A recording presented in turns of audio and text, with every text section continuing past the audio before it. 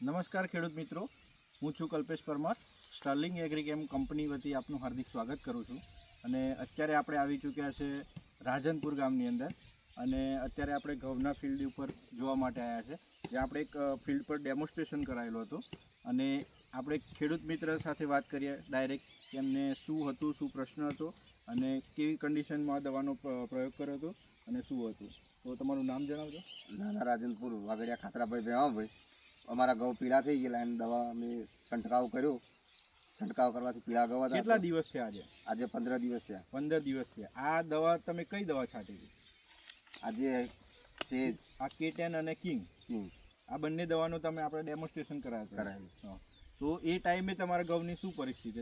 પીળા દમ પરાળ જેવા થઈ ગયેલા પહેલા જેવા. પીળા થઈ ગયા હતા અને ગ્રોથ નતો થતો, ફૂટ નથી, વિકાસ નતો આવતો. પછી તમે આ દવા લાયા અને મારી, પછી તમને કેવું લાગ્યું ઘઉંમાં? એમાં ફૂટ આવ્યું, ફૂટ આવી, ગ્રીનરી આવી, લીલાશ આવી. તો આ દવાનું રિઝલ્ટ તમને કેવું લાગ્યું? સારું છે. સારું છે. આપણા બીજા ખેડૂત મિત્રો ગામની અંદર તમારે ભલામણ કરવી હોય તો શું કહી શકાય? આ દવા સારી છે એમ કહી શકાય. દવા સારી છે, અને કોમ કરશે એમ ખેડૂતો માટે. બરોબર, આભાર.